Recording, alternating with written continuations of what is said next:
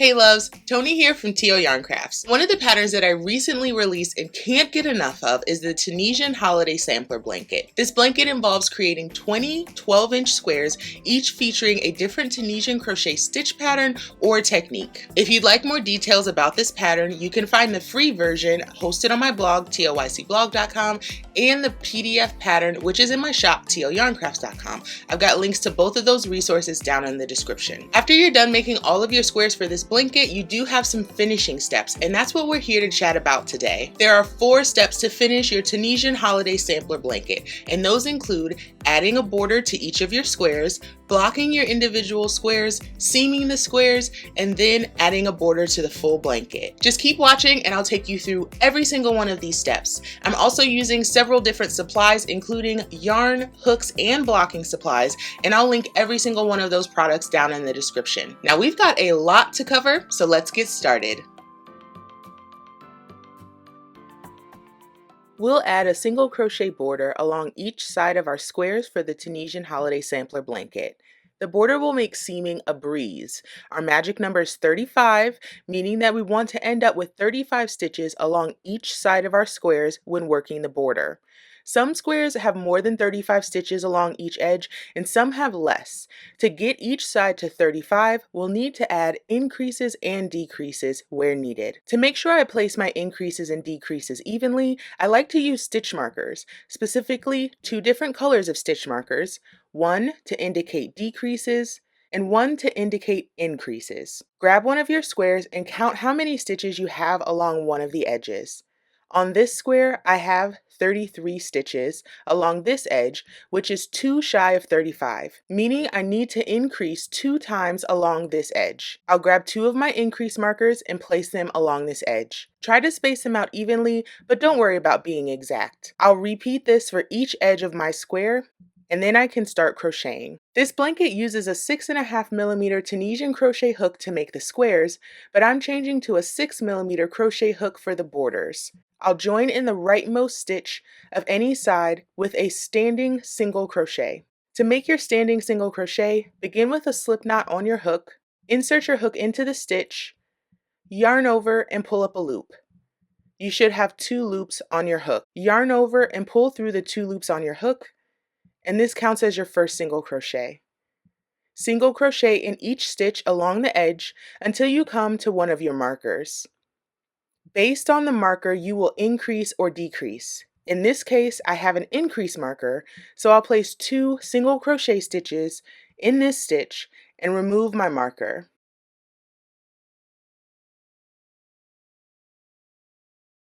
At the end of the row, chain 2 and rotate your square to work along the next side.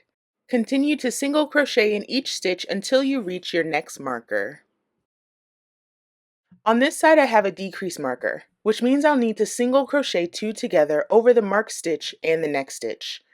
To do your single crochet 2 together, pull up a loop in each stitch,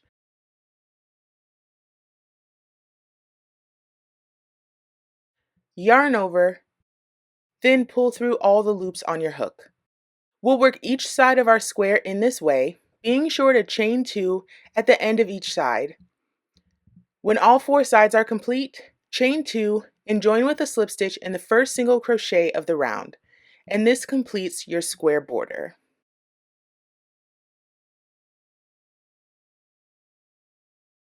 Even after adding our single crochet border, our squares are still pretty curly. We want uniform squares, so we'll steam block them.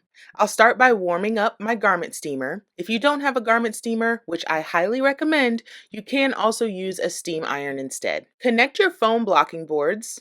I especially like these ones because they have 1-inch lines on them, which will make sizing our squares for blocking even easier. Using rust-proof T-pins, begin pinning your squares to the board using the lines as a guide. I like to block Tunisian crochet with the wrong side facing up. Not only does this keep my stitch nice and plump on the front side of my work, but it also helps even more to relax the curl of my squares.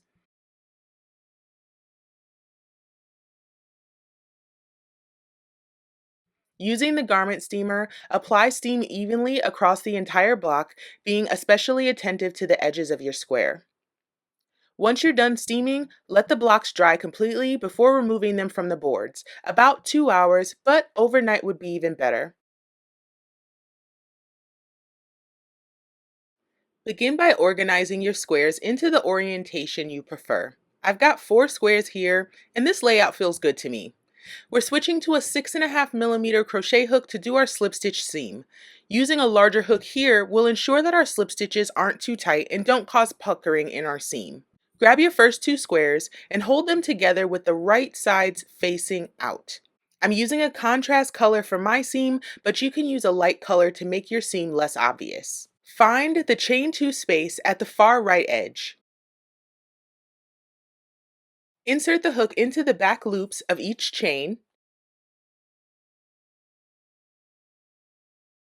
Yarn over, and pull through all loops on the hook to complete the slip stitch. Find the back loops of the next stitches and slip stitch there.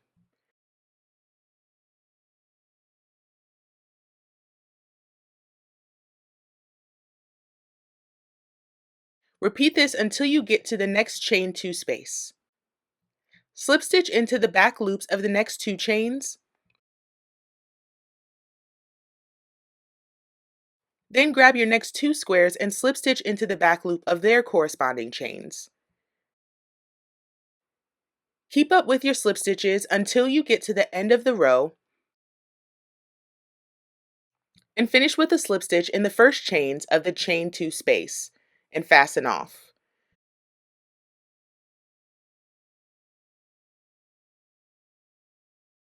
Repeat this for each horizontal seam, and vertical seams start the same way.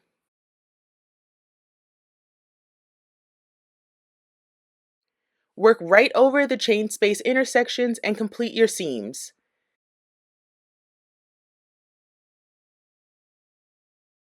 Finish this step by weaving in all of your ends.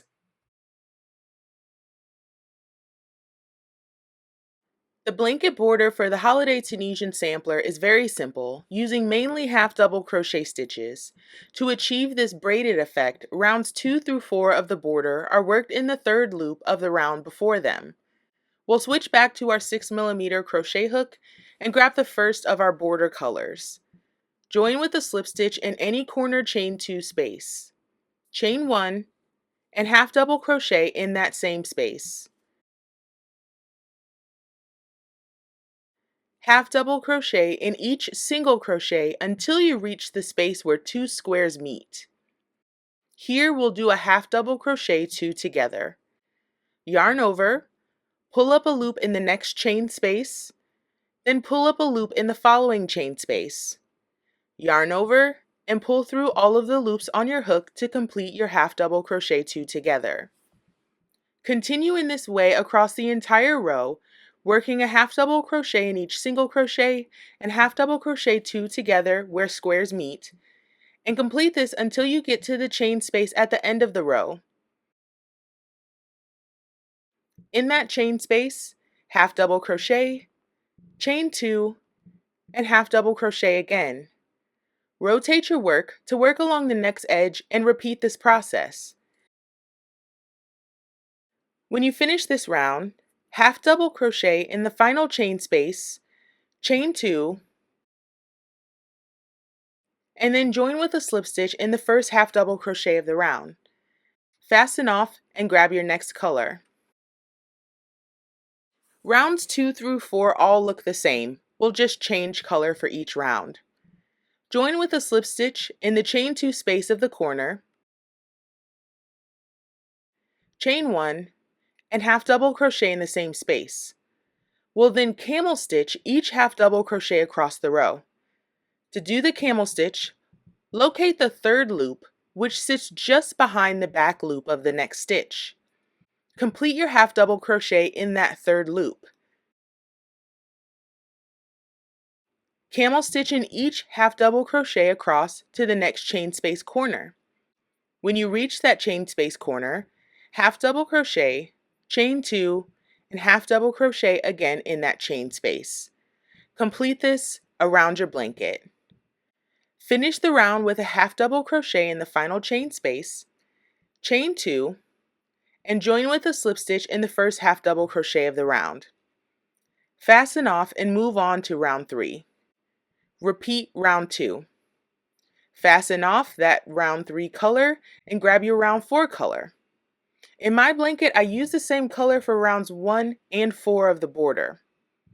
With your round 4 color, repeat round 2, fasten off, and weave in all of your ends.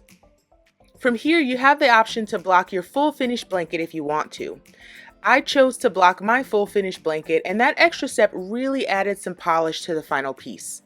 From here, I strongly suggest a finished blanket happy dance. You've done a whole lot of work, and it really does show.